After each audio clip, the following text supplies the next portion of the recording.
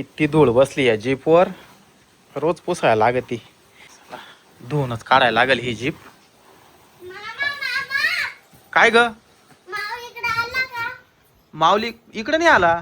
तुमच्या इकडेच गेलाय माऊली केव्हाचा. तो माझं दप्तर घेऊन आला इकडं. तुझं दप्तर घेऊन इकडे आला? इकडं तर काही दिसला नाही बो मला. मला शाळेत जायचं आता. इकडे आलाय का तो खरंच? पाय बर कुठे शाळेचा टायमिंग झालाय. माऊली कुठे लपून बसला? माझं दप्तर दे. माऊली काय झालं? अगं माऊली ती तिकडे गेला होता तनूच्या घरी. तनूचं दप्तर घेऊन इकडे आलाय. कुठं लपलाय काय माहिती.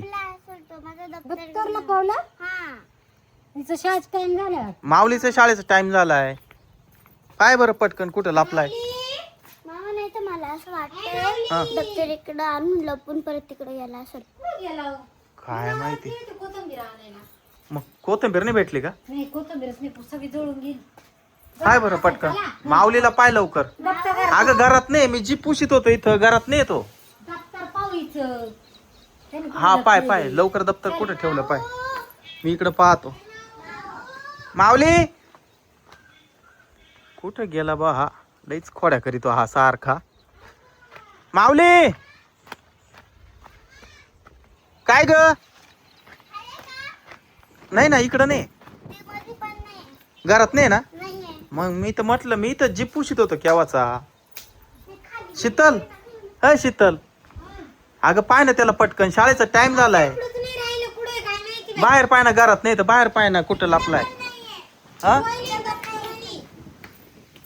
इकडं पाय बरं इकडं कुठं लपलाय का. माऊली